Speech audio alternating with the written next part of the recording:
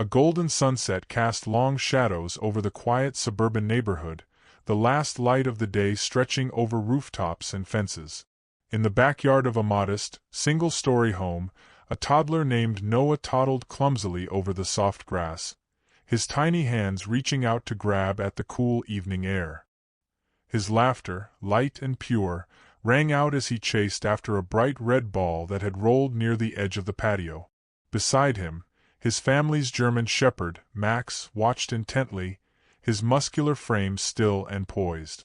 Though the evening was peaceful, Max's ears twitched at every distant sound, the rustling leaves, the hum of cicadas, the distant bark of another dog. His gaze flicked from Noah to the surrounding yard, his protective instincts sharp as ever. Inside the house, Noah's mother, Sarah, leaned against the kitchen counter, keeping a watchful eye on her son through the sliding glass door. A warm smile tugged at her lips as she stirred a pot on the stove. Her husband, Mark, sat at the dining table, engrossed in his laptop, only half listening to the soft murmurs of the evening news playing from the living room television. Max suddenly stiffened, his ears snapping upright. His body went rigid, his amber eyes locked on something unseen beyond the fence. Sarah barely had time to register the change in his posture before, in a blur of motion, Max lunged at Noah. A piercing scream tore from Sarah's throat as the dog crashed into her son, sending him sprawling onto the grass. The ball rolled away, forgotten. "Noah!" she shrieked, already moving, her heart hammering in terror. Max was on top of the toddler, his powerful jaws clamped onto Noah's shirt. The dog growled, a deep, guttural sound that sent icy fear down Sarah's spine. The sound of a window shattering erupted behind her, glass splintering outward in a violent explosion. Mark shot up from his chair. "What the hell was that?" Sarah barely heard him. Her entire world had narrowed to the sight of Max dragging their son backward, away from the broken glass, away from something she couldn't see. She reached them in seconds, her hands grabbing Noah, wrenching him from Max's grip. Her fingers trembled as she ran them over her son's tiny body, searching for bite marks, blood, anything. But there was nothing. Noah was shaken but unharmed, his blue eyes wide and tear-filled. "Mama?" he whimpered, his little hands clutching at her shirt. Max stood before them, his stance defensive, his body tense. His lips curled back, exposing sharp teeth. But he wasn't looking at Sarah or Noah. He was staring at the shattered sliding glass door. Sarah followed his gaze, her breath coming in short gasps. The glass was obliterated, a gaping hole in the center, jagged cracks splintering outward like a spider's web. But there was no rock, no object on the floor that could have caused it. Mark rushed forward, his face tight with concern. "What the hell happened?" Sarah clutched Noah closer, struggling to form words. "Max, he knocked Noah down right before the glass shattered. He saved him."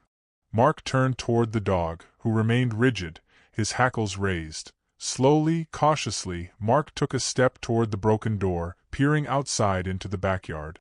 The sky had darkened, and a soft wind rustled the trees. Beyond the fence, the woods stretched out, shadowed and silent. "Maybe a bird hit it," Mark suggested, though his voice lacked conviction. Sarah shook her head. "No. The glass blew outward, Mark. Something hit it from the inside." A heavy silence fell between them. Max let out a low, warning growl. His eyes stayed fixed on the darkness beyond the fence, his ears twitching as though listening to something just out of human range. A sudden, unsettling feeling crept over Sarah. It was the unmistakable sense of being watched. Mark exhaled sharply, shaking his head. "Let's check the security cameras." Sarah nodded, holding Noah close. Max didn't move, still staring into the night. It was as if he knew something else was out there. Mark sat in front of the laptop, his fingers tense against the keyboard as he rewound the security footage. Sarah hovered behind him, clutching Noah in her arms. The toddler had calmed, his little fingers absently playing with the fabric of her shirt, but her own heartbeat still pounded unevenly. Max sat at her feet, His amber eyes locked onto the screen as if he, too, was waiting for answers. The footage played back at normal speed, Noah toddling across the yard, the ball rolling away. Max standing watch. Then, in an instant, Max lunged. Sarah's breath hitched as she watched her dog knock Noah to the ground at the exact moment the glass shattered. Mark rewound again, this time frame by frame. There, he muttered. He tapped the screen just before the impact. Sarah squinted. In the fraction of a second before the glass broke, something moved in the reflection. A shape, distorted, blurred, but undeniably there. "What is that?" she whispered. Mark enhanced the frame, adjusting the contrast. The image became sharper, and Sarah sucked in a breath. A pair of glowing eyes stared back at them from the reflection of the glass door. For a long moment, neither of them spoke. The air in the room felt heavier, as if the walls were pressing in. "No," Mark said finally, shaking his head. "That's gotta be a trick of the light." Sarah wasn't so sure. She glanced at Max. The German shepherd's ears were still pricked forward, his muscles taut. He hadn't relaxed since the moment the glass broke. "Max knew," she murmured. Mark scrubbed a hand over his face, exhaling sharply. "Maybe it was some animal. A raccoon? A stray dog?" Sarah's stomach twisted. Stray dogs don't break windows and vanish into thin air. A sharp knock at the front door made them both jump. Sarah turned toward the hallway, hesitating. She hadn't even heard anyone approach the house. Mark pushed back from the table and moved toward the door, peering through the peephole before unlocking it. A man stood on their porch, his uniform crisp and dark. Deputy Hale. Sarah knew him in passing, a local officer, broad-shouldered and serious, with an air of quiet authority. His expression was unreadable as he adjusted his belt. "Evening," Hale said. His gaze flicked from Mark to Sarah, then briefly to Noah in her arms. "Sorry to bother you folks this late, but we got a call from one of your neighbors. Said they heard glass breaking." Sarah and Mark exchanged a glance. Mark nodded. "Yeah, that was us." Hale's brow furrowed. "Mind if I come in?" Mark stepped aside and Hale entered. His eyes immediately landed on the shattered sliding glass door. He let out a low whistle. "Damn. That's a mess." Max growled softly. Not hostile, just wary. Sarah tightened her grip on Noah. "We don't know what happened. The glass just broke." Hale crouched slightly, examining the shards scattered across the floor. "You're sure nothing hit it from the outside?" Mark cleared his throat. "We checked the security footage. The glass exploded outward." Hale's head snapped up, his expression sharpening. "Outward." Mark nodded, pulling up the footage on his phone. He handed it to the officer. Hale watched in silence, his eyes narrowing as the scene played out. When the frame landed on the glowing eyes, he exhaled through his nose and handed the phone back. "You see that too, don't you?" Sarah pressed. Hale was quiet for a moment. Then he said, "You folks should stay inside tonight. Lock your doors. Keep your dog close." Sarah's stomach clenched. "What's out there?" Hale hesitated. "I don't know yet. But if your dog reacted like that, then it's not something to ignore." A fresh wave of unease washed over Sarah. "You've seen something like this before, haven't you?" Hale's jaw tightened. "I'll have a patrol car drive by every hour. Call me if anything else happens." Without another word, he turned and left. The house felt colder in his absence. Mark locked the door, then let out a breath. Well, that was reassuring. Sarah swallowed hard. She looked down at Max, who was still watching the broken glass, his body unmoving, ears still alert. He wasn't just protecting them. He was waiting. The night settled over the house like a heavy shroud. The air inside was tense, thick with the unspoken fear hanging between Sarah and Mark. Every creak of the wooden floors, every rustle of wind outside felt magnified, carrying the weight of something unseen, something waiting. Max remained by the shattered sliding door, his body stiff, ears pricked forward. He hadn't left his spot, not even when Sarah tried calling him to Noah's room. He was guarding. Sarah wrapped her arms around herself. This isn't normal. Mark, standing near the kitchen counter, rubbed his temples. You think I don't know that? She turned toward him, her voice hushed but sharp. Then say it, Mark. Something is out there. He let out a long, slow exhale. Yeah. I think something is. The admission sent a shiver down Sarah's spine. A sudden thud outside made them both jump. Max's growl rumbled low and dangerous. Sarah's breath hitched. That came from the yard. Mark grabbed the flashlight from the counter. Stay here. No, Sarah reached for him, but he was already moving toward the broken door. Max followed, his hackles raised. Mark stepped cautiously onto the porch, sweeping the flashlight beam across the yard. The wooden fence stood unbroken. The grass swayed gently in the wind. Nothing moved. Sarah hovered by the door, her heart hammering. Then the beam landed on something wrong. Mark froze. What the hell? Sarah leaned forward, eyes widening. A trail of deep claw marks raked across the wooden fence. The grooves were jagged, uneven, like something had raked its talons through the wood while climbing over. Max snarled, stepping forward. His body was rigid, his muscles coiled. Sarah's pulse pounded in her ears. It got in. Mark took a step back. We're going inside. Now.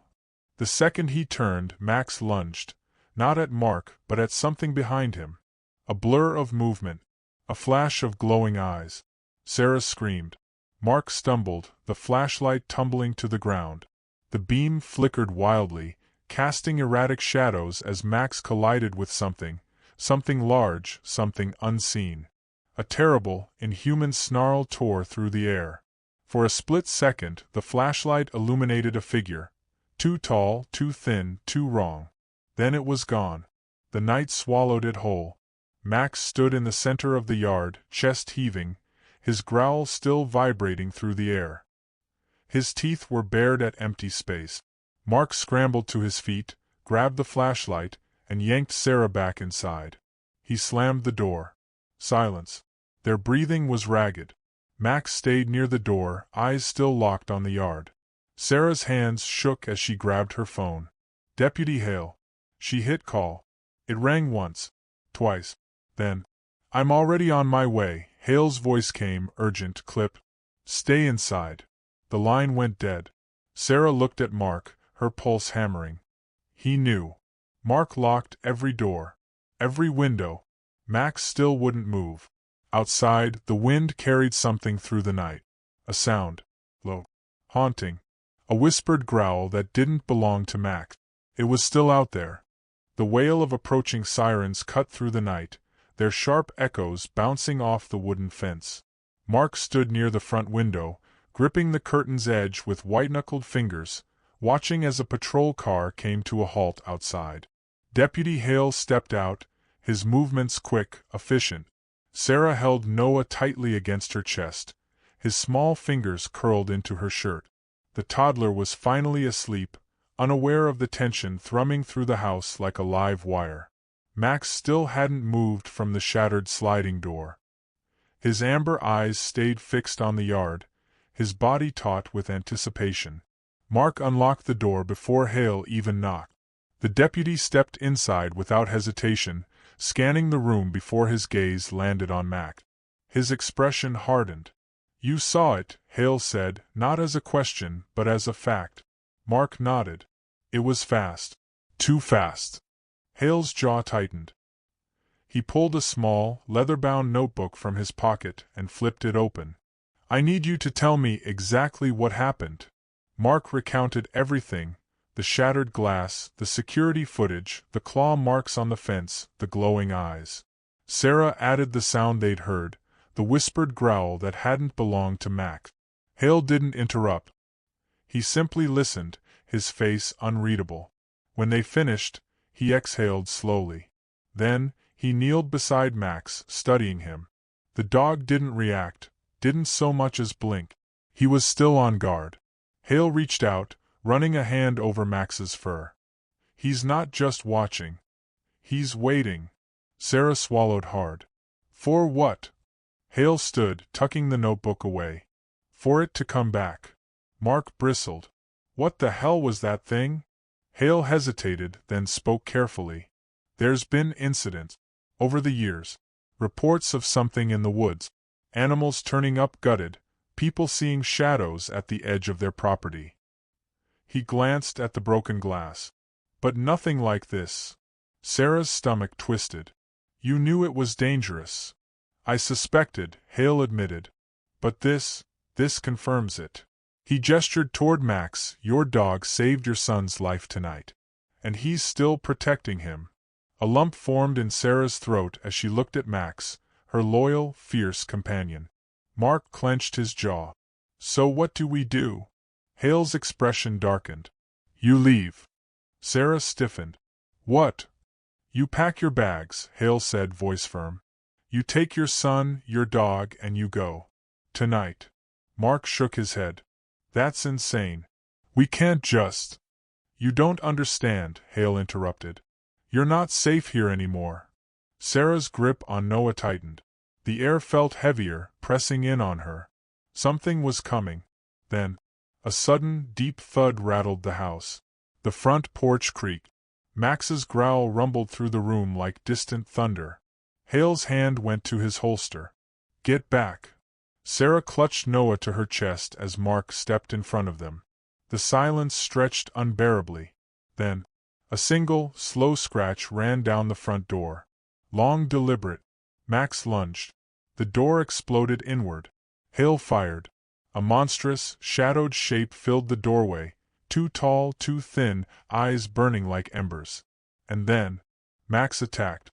The German shepherd threw himself at the thing with a ferocity Sarah had never seen. Teeth flashing, snarling, biting. The force of his charge sent the creature staggering backward. Hale fired again. Mark grabbed Sarah, pulling her toward the back door. Go. Go. But Sarah couldn't move. Her heart screamed in protest. Max! The dog was relentless, driving the creature back, his body a blur of fury. It shrieked, a sound that wasn't human, wasn't animal. It was wrong. And then, with a final, violent snarl, Max latched onto its throat. The creature let out one last, gurgling cry. Then collapsed. Silence. Hale lowered his gun, his breath ragged. Mark's grip on Sarah loosened as the weight of what had just happened crashed over them. Max stood over the creature's lifeless body, his chest heaving. Blood stained his fur, but he was unharmed. Sarah's knees buckled. Max turned to her, his tail wagging just once. A sob tore from her throat as she dropped to her knees, wrapping her arms around him. Good boy, she whispered, voice breaking. Good boy. Mark let out a shaky laugh, running a hand down his face. Hale nudged the creature's corpse with his boot, his expression grim. It's over, Hale said. Max looked up at Sarah, his eyes full of something deep, something knowing. And for the first time since the glass shattered, he relaxed.